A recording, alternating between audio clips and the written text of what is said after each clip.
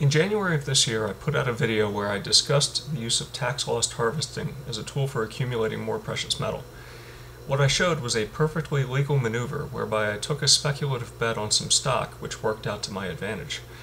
I was able to both increase the amount of gold and silver that I own, and at the same time reduce my year 2016 tax liabilities by over $1,000. I thought I'd put out another video today to show you how this can work with just gold and silver. We can use a trade that I made yesterday as an example. Yesterday the gold to silver ratio rose to above 77.5 midday. Although I have a preference for gold, at these levels silver looks attractive to me, and so I'll nibble on it a little bit in the hopes of being able to use it to acquire more gold at a later date. What I'm showing in this picture is a purchase that I made yesterday, shortly before lunch. Fortunately, I had the day off and was able to make a trip to my local coin store to take advantage of silver's price drop. I brought with me 8 of my gold ounce coins. 4 of them were Krugerrands and 4 were Buffaloes. I exchanged them for 5 100-ounce Royal Canadian Mint silver bars and 77 silver eagles. Now, before we go further, it's worth noting that obtaining 577 ounces of silver for 8 ounces of gold is only a ratio of 72 to 1, not 77 to 1, and that's a 7% difference, which is a frictional trading cost. It's the profit the middlemen in this deal get for making it possible. And this is one of the reasons why the gold to silver ratio is a difficult thing to use profitably. While it might seem simple, a person needs to be patient and only take advantage of large swings. Trading too frequently means that you'll be gradually whittling away your portfolio due to trading costs. It's also worth noting here that the tubes of silver eagles that I obtained from the local coin store are dated 2011. So the original owners of these silver eagle coins bought them at a time when silver spot prices were in the $30 to $40 per ounce range. The gold to silver ratio early that year dropped to the low 30s. Gold would have been a much better purchase back then. It was a period of time when I personally was selling a lot of silver that I had accumulated since the late 1990s in exchange for gold. What I'm hoping is that the original owner of these eagles, that the original owner didn't give up in disgust. I'm sure there was quite a bit of emotional pain involved in buying at such a high price and watching the price drop. But these are the kinds of things that can happen to anyone looking to build wealth. This is the tuition that we all need to pay before becoming proficient. Right now looks to me to be a pretty good time to start gradually accumulating silver again. So I'm hoping the original purchaser of these 2011 coins is still at it and hasn't just thrown in the towel. So with that all said, let's talk about how this transaction should be reported to the IRS.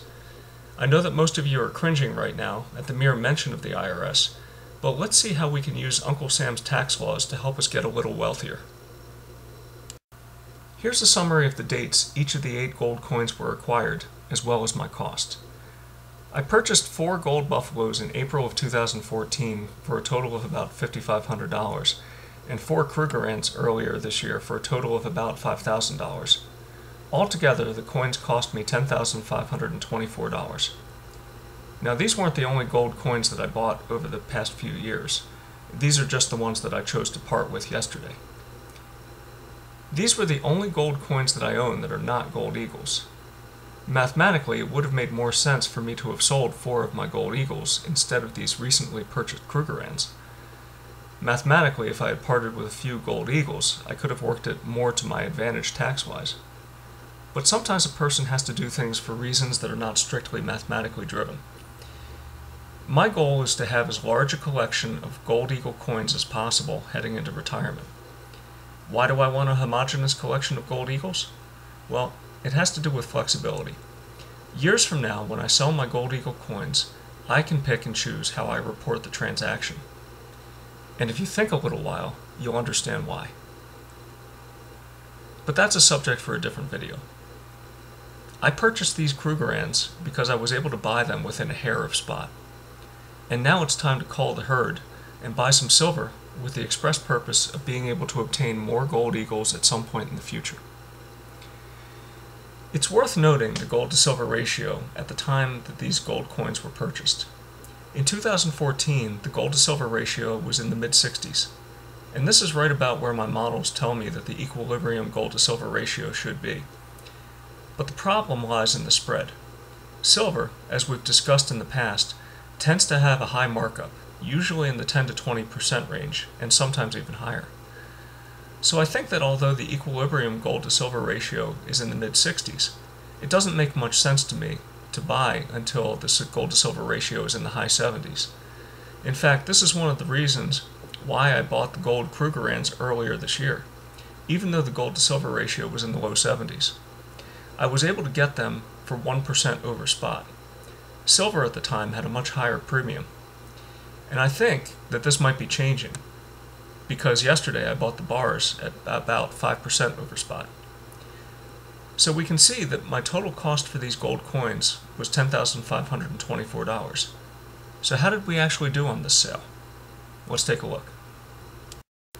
Here is my receipt showing that I sold the coins to the broker for $9,552. I got $4,704 for the Krugerrands and $4,848 for the Buffaloes. The dealer wrote me a check and I signed it back over to him in exchange for the silver. But notice what happened. My cost basis was $10,524. My proceeds were $9,552.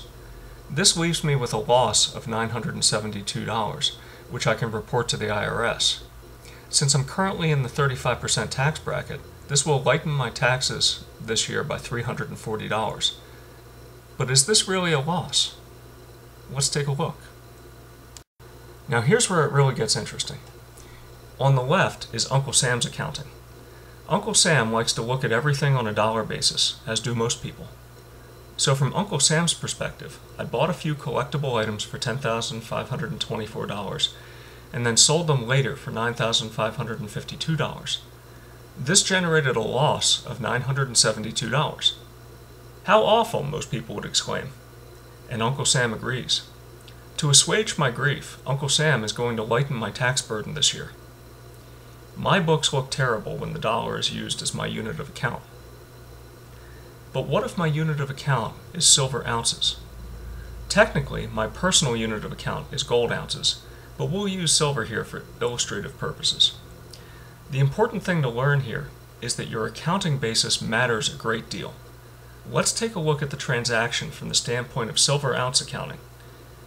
My real out-of-pocket cash cost was $10,184.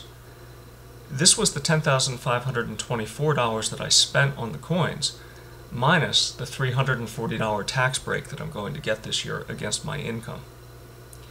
If I had used this $10,524 in cash to purchase the silver on the 4 dates when I had purchased gold coins instead, then I could have purchased 501 ounces of silver. The average spot price of silver on those 4 days was $18.46 per ounce.